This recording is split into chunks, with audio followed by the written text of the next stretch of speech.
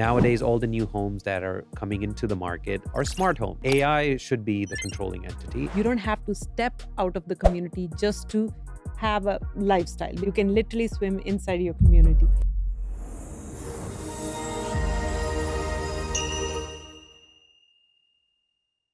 Hello and welcome to Realty Check with me, Georgina. Now, whether it's your first time joining me or you've watched one of the previous episodes, we're diving into another exciting conversation today. What will Dubai look like in 2035? Now, over the last few decades, Dubai has become one of the world's most remarkable success stories. What began as an ambitious vision has now evolved into a global hub for business, tourism, real estate, and entrepreneurship. But Dubai has never really been a city that stands still.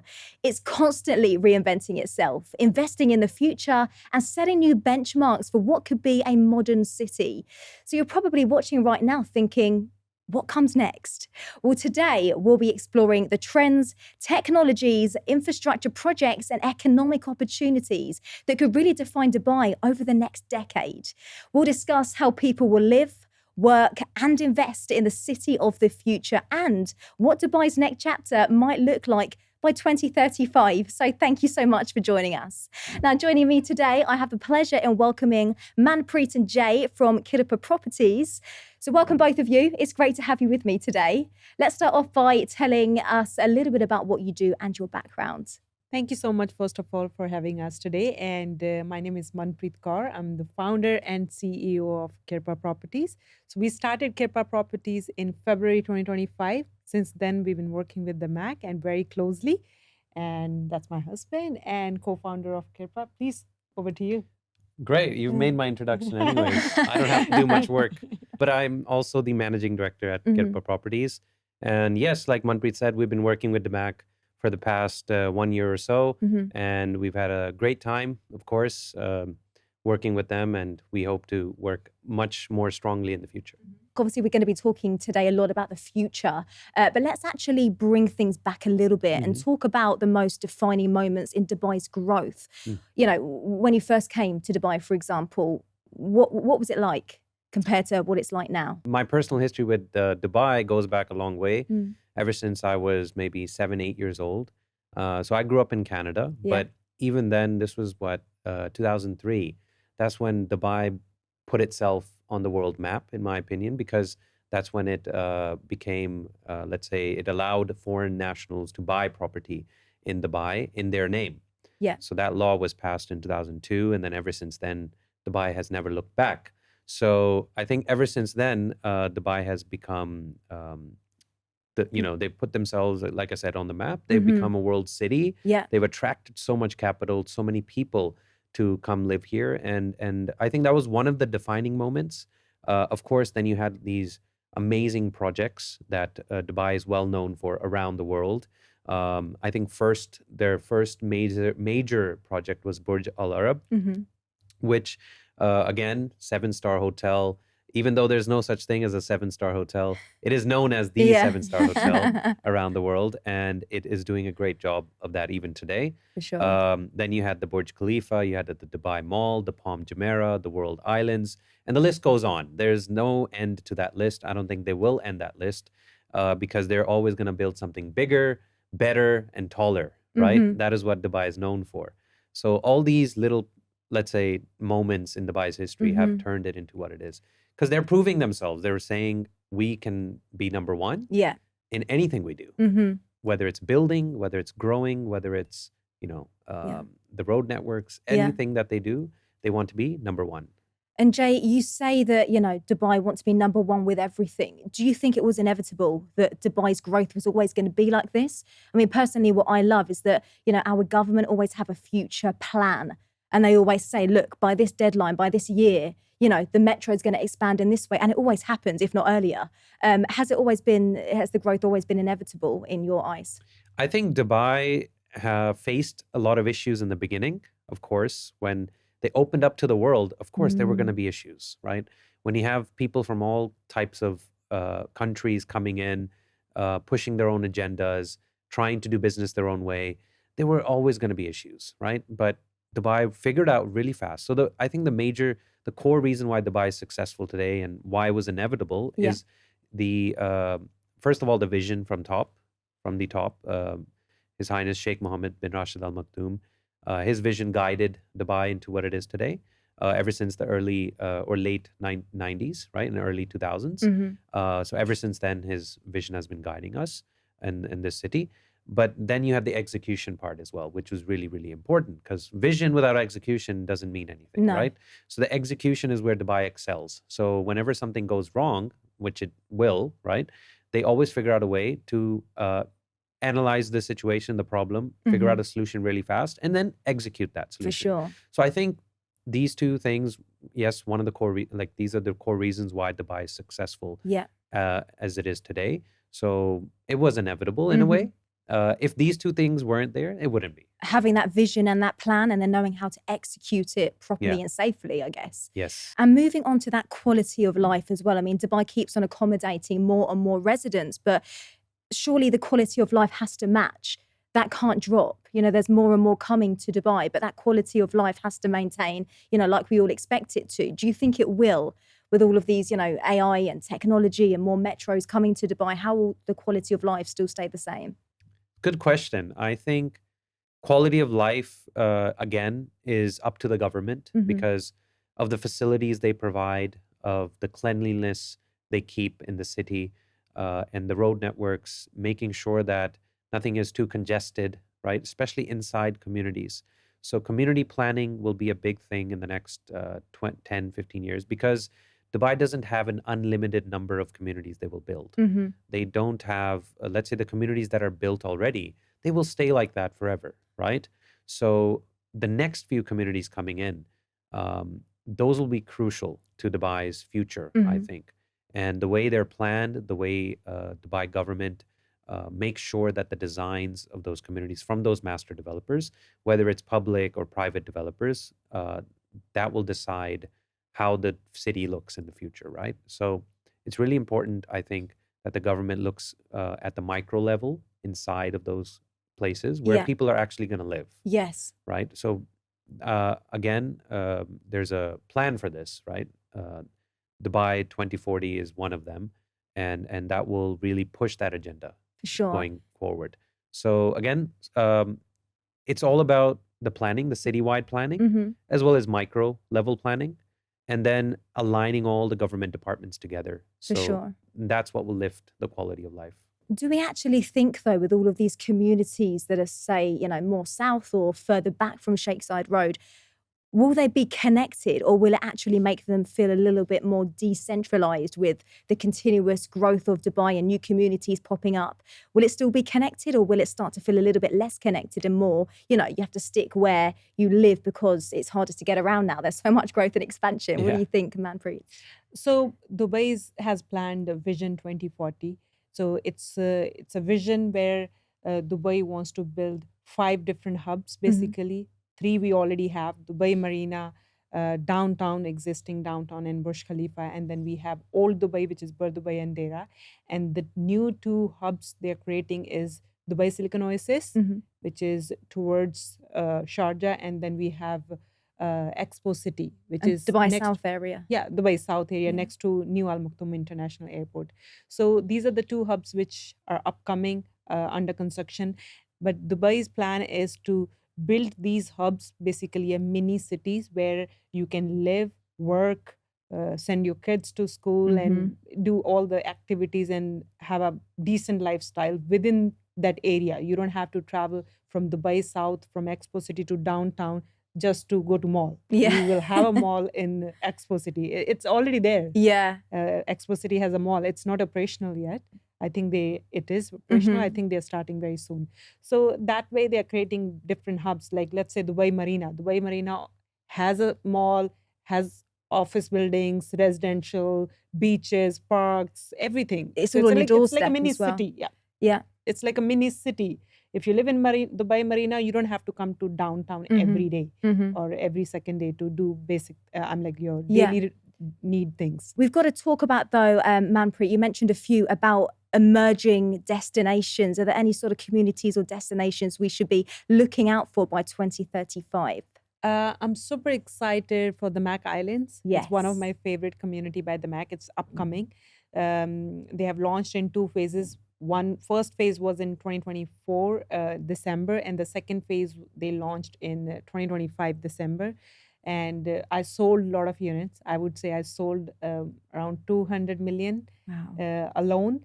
And then as a company total, we sold a lot in this projects. And I love the amenities that community has. It has different clusters. It's basically themed after world's biggest tropical islands like Maldives, Bali, Bora Bora, Fiji.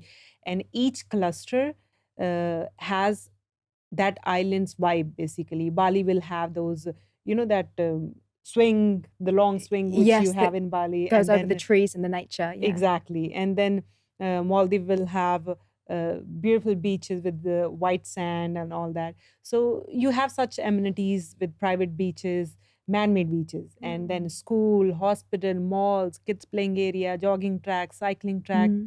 Basically, you have all the amenities within the community. You don't have to step out of the community just to have a lifestyle. Yeah. Basically, you don't have to go to a beach, 20 minutes drive to swim. Basically, you Yes. can literally swim inside your Yeah. community. So I think that's one of my favorite community. Then there are a few more. The Mac Lagoons, which is already getting handed over. That's again a very nice community. It's close to Al Maktoum International Airport. So let's say when the airport is operational, you're literally 10 to 15 minutes away from the airport, and it's convenient. It's in the center of the city. If you want to go to downtown Burj Khalifa, it's around 20-25 minutes. If you want to go to south towards the other side, new airport, then Yeah. again it's 15 minutes. You're basically in center of the city. So these two communities are my upcoming favorite. Yeah, for sure. And do you feel like, I mean, you mentioned all of these incredible facilities, amenities, just convenient lifestyle overall. Right. Have resident and potential investors' expectations, have they changed because Dubai gives so much? Do they expect all of this? Big time. We mainly deal with international buyers Yeah. and sellers, let's say clients from Western countries, Europe. For them, this is heaven. Yeah. These amenities, because where they live, they do live in communities, but they don't get such amenities. They don't even have a gym and basic parks in the community. They For just have sure. houses. And Western countries are not like, they don't have these gated communities culture, right? Here we are still in the safest city in the world, but we still have gated communities, 24-hour security guard front of our doors, right? So they feel so, I'm like different. They always say that we feel like we are going on some another planet, because such amenities don't exist in other countries I and know. cities. But I want to talk about buyers and investors. What are they actually looking for in 2035? Because we're offering so much now. What do they expect in the future? You know, what can we offer? What's in the plan? I think investors' mindsets will obviously change as we go into the future. One of the things that will be looked at will be how technology is integrated into the homes. Yes. It's already there. We are basically headed into that direction anyways. Nowadays, all the new homes that are coming into the market are smart homes. Everything can be controlled via an app on your phone, Yeah. right? That has become the norm. So in the future, that will be the, let's say, standard. Yeah. But on top of that, you'll have AI integrated into your home. Yeah. So it'll be a proper smart home. Instead of you being the controlling entity, Right. AI should be the controlling entity, as in they will know your habits, they will analyze how you move, where you go, and they'll be able to control your home based on that and save you money as well, right? Yeah. Because the whole point of having smart homes is to make your life easier, more convenient.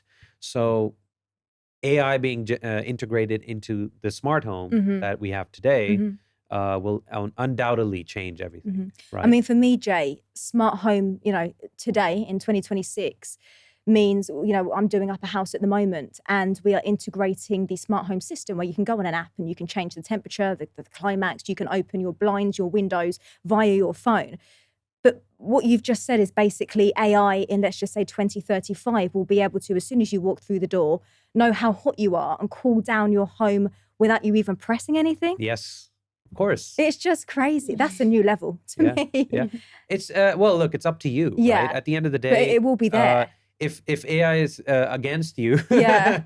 then you won't want to enter that home, right? Yes. But you'll be friends with that. Mhm. That AI will be your friendly AI, not your enemy AI. Yeah. I Yeah. mean, is this what luxury real estate means by 2035? If this is one part of it, what else can we No, expect I, AI to help us with in 10 years' time, let's just say?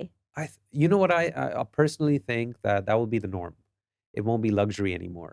Maybe now in the next few years, yes, it will be luxury. Any home with that kind of capability will be seen as a next level house, right? But I mean, 2035 is a long way away. We've seen how AI has grown in the last 1 year. It's grown from what it was, and Mhm. now we're using it. Everybody we know is using it in some way or shape or form, right?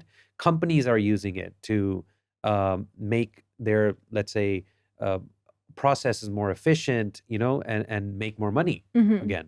So AI is shaping the world as we know it. And in the future, I see it being a norm. Mm. Luxury, as we know today, will maybe be more of accessible Yeah. than it is today, Okay. right? Because if, let's say, in the next few years, AI becomes integrated with homes and that's seen as luxury, by 2035, it'll be seen as a normal home. Mm. So I'm not sure what luxury will mean then in Yeah. 2035. If you think about it, maybe luxury will just mean the location Okay. where this home is located and the space that you're providing, along with the quality materials. Because trends have always shown us that the more money you spend on a home, the more you expect, right? Mhm. So the expectations Mm. will go up Mm. as we go along, but again, we'll be headed towards a place where all of this that we think about or imagine Yeah. will already be Be there. there. But if you're talking about real estate, maybe it's a different thing, Mm. because real estate will have maybe not such unlimited options, right? Real estate using AI may help in many ways, Yeah. right? Whether it's building efficiency, sustainability, figuring out a building's life cycle after it's delivered, Yeah. right? Um, it's already being used in construction Mhm. software, for example, or planning, right? City planning.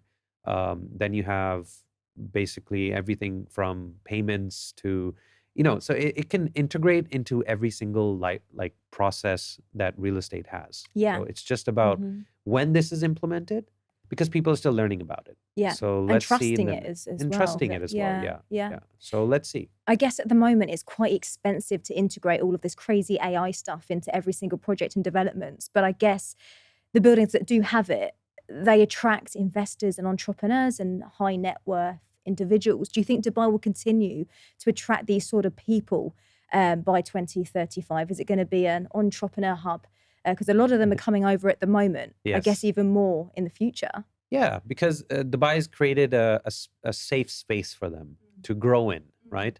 And of course, it doesn't hurt that you have very good regulation and laws, because anyone coming into, if you're a high net worth individual, you want to see how strong the infrastructure is in a city Mm. or a country.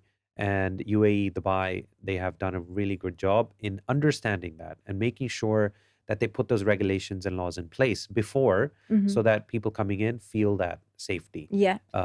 for their money, for their life, for their health. Everything is seen as important for the country here. Mhm. So I think, look, for us, looking forward into 2035, we will definitely see more and more entrepreneurs coming in, trying to build their own base here, trying to raise a family here, right? So I think that's inevitable, Mhm. like you mentioned in the beginning of the Yeah. podcast. That you can see even from the work that the UAE are putting in now to the country, Yeah. how accessible and it's just going to welcome so much more talent, Yeah. even with the golden visas and things like that. It Yes. really does open up a great platform for everybody globally to come and join us in this incredible city full of opportunity. Definitely. But what opportunities should investors be paying attention to now?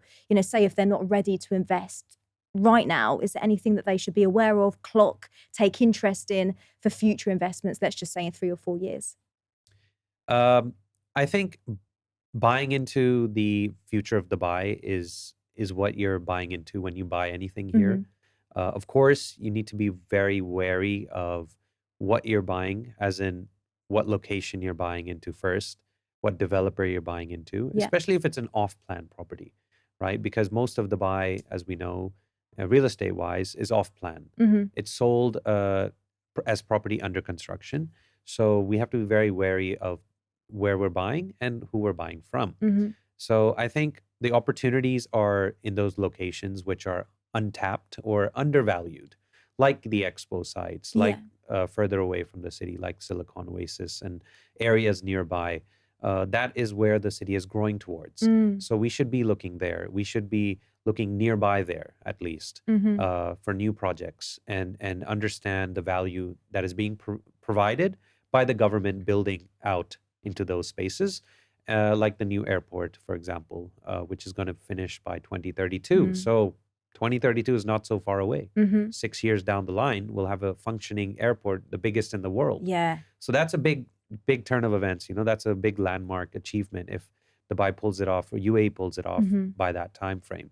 So that will change everything. Well, Manpreet Jai, it's been so incredible to have you with me today. It's actually made me feel even prouder to be a UAE resident, to be honest, because the future plan is just so extensive and just so incredible. It's really made me proud to have this conversation. But before we finish things off, I've got a little rapid fire question segment for you, where basically what I'm going to do is put just 30 seconds on the clock. Let's take it in turns. Okay, so 30 seconds on the clock. I've got questions to get through and you need to try and answer as many as you can within that 30-second timer. Manpreet, we're going to start with you, then we're going to go to Jay, and then we're going to take it one by one, okay? Okay. Here we go, 30 seconds on the clock now. One word to describe Dubai in 2035. Future. You can say pass as well. What industry, Jay, will grow the most? Technology. Back to Manpreet, biggest opportunity for investors? DAMAC Islands. Jay, one for you, most exciting technological advancement? AI. Manpreet, one thing residents can expect to see more of? More greenery. Jay, quickly, what will surprise visitors the most in Dubai in 2035? Metro. Oh, we did all of my questions I in don't know why I the said 30 Metro. seconds. Incredible stuff. Absolutely love that. Thank Manpreet Jai, thank you so much for joining me today and being a part of the DAMAC Realty Check podcast. It's been a pleasure. Thank you for Gina. having us. Thank you you. for having us. DAMAC, Jindabad. Yes, thank you, Gina. Thank you. It was a pleasure. Thank you so much for joining us this episode of the DAMAC podcast. Today's conversation highlighted that Dubai's future isn't simply about building bigger or new developments. It's about creating a city that is smarter, more connected and more sustainable and more innovative than ever before. I'm Georgina Barnes and it's been a pleasure hosting today's discussion. But be sure to follow and join us for future episodes as we continue exploring the trends, innovations and opportunities shaping the future of real estate, business and urban living. Thank you for listening. See you soon.